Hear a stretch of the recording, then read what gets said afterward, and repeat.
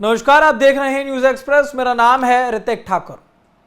देश भर में तमाम अलग अलग राज्यों में जो जेनजी हैं, जो युवा हैं, वो प्रदर्शन कर रहे हैं और इनको देख करके आप कहीं ना कहीं ये समझा जा सकता है कि जो जेन अल्फा है, ये जेन अल्फा बहुत ज्यादा सतर्क हो चुकी है और जेन अल्फा जिस तरीके से अब सड़कों पर उतर रही है वो कहीं ना कहीं ये बता रहा है कि अब शायद बच्चे अपने शैक्षणिक संस्थानों को लेकर, अपने पढ़ने के अधिकारों को लेकर के जागरूक हो रहे हैं। भोपाल की तस्वीर मैं आपको दिखा रहा हूं जहां पर जेन अल्फा सड़कों पर उतरा और उसके पीछे की वजह थी कि वो अपने स्कूल को मर्ज नहीं होने देना चाहते। डीएमएस यानी कि डेमोन्स्ट्रेशन ऑफ मल्टीपर्पज स्कूल।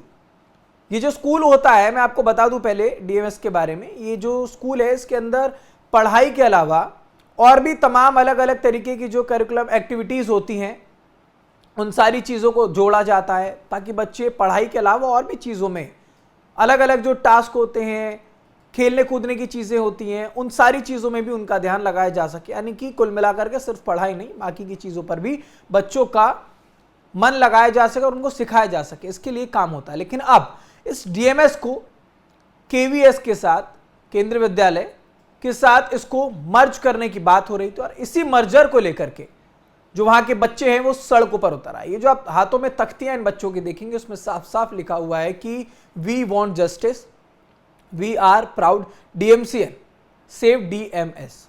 यानी कि जो लगभग 1000 बच्चे इस डीएमएस में हैं उन सभी का कहना है कि कैसे भी करके इस डीएमएस के जो विलय की बात हो रही है, मर्जर की बात हो रही है, उसे रोक दिया जाए। मैं आपको बता दूं डीएमएस 4 जगहों पर है, भोपाल, अजमेर, मैसूर और भुवनेश्वर में। इन चारों जगहों पर ये डीएमएस जब चलता है तो बच्चे बहुत सारी उम्मीदें जो हैं वो लगाते हैं।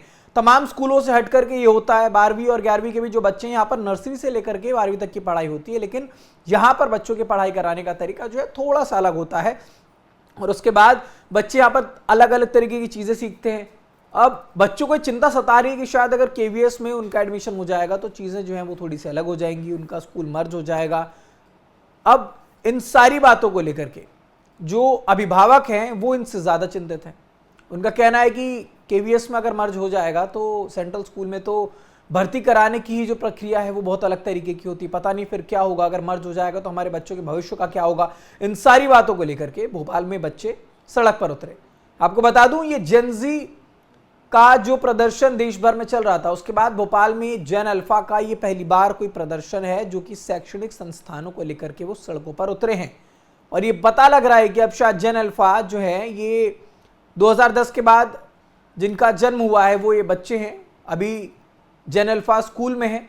और शायद जिस तरीके से जेन अल्फा तमाम राज्यों में अलग अलग जगहों पर अपने अधिकारों के लिए सड़क पर उतर रही है, वो बता रहा है कि आंदोलन का जो तरीका था वो बदल चुका है। शिक्षा में जिस तरीके से लोग पहले कॉम्प्रोमाइज किया करते थे, अब वो कॉम्प्रोमाइज नहीं होगा, किसी सूरत हाल में नहीं होगा। तो ये तस्वीर मैं आपको भोपाल की दिखा रहा था। फिलहाल जेन अल्फा का ये रूप आप कैसे देख पाते हैं, इस पर आपकी क्या राय हमें कमेंट बॉक्स में जरूर बताइएगा। देश दुनिया से जुड़ी तमाम खबरों के लिए देखते रहिए न्यूज एक्सप्रेस।